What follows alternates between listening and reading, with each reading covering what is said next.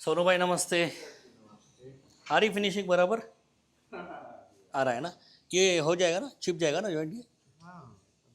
नहीं दे, समझ में आ रहा है ना। होनेगन में लेवल आ जाएगा।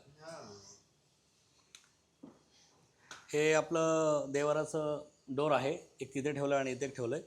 हे आपण पूर्ण MDFमध्ये केलं आहे आणि आता ह्याला हे डिको होऊन जाईल आणि हे सगळं आपण राउटर मशीनवरती ह्याला वर्कआउट केलं आहे. तर आ गया ना उसमें, हाँ वो भी अच्छा हो गया, वो भी बहुत बढ़िया दिख रहा है। बाहर भी देखा मैंने ग्रुप में, फीलिंग हो गया, अच्छा लग रहा है, वो भी अच्छा लग रहा है ना, मस्त लग रहा है वो। तर काय आपण नॉर्मली काय करतो की जे आपले देवाराचे जे डोर्स आहेत हे सगळे आपण MDFमध्ये करतो. MDFमध्ये केल्याने काय होतं की हे डोर स्ट्रेट राहतात. डिझाईन वगैरे आपण जेव्हा ह्याच्यामध्ये कट करतो ना, तर त्याची स्ट्रेंथ कमी होते. नॉर्मल आपण जर समजा आपलं कमर्शियल प्लाय आपण ह्याला यूज केलं किंवा आपला जो पाईन बोर्ड आहे, पाईन बोर्ड तरी ह्याच्यामध्ये चान्सेस असतात थोडासा बेंड होतोच. पण MDF जे आहे, MDF हा एकदम स्ट्रेट होतो, ज्याला आपण HDHMR आपण असं म्हणतो. तर आता हे झालं आहे रेडी.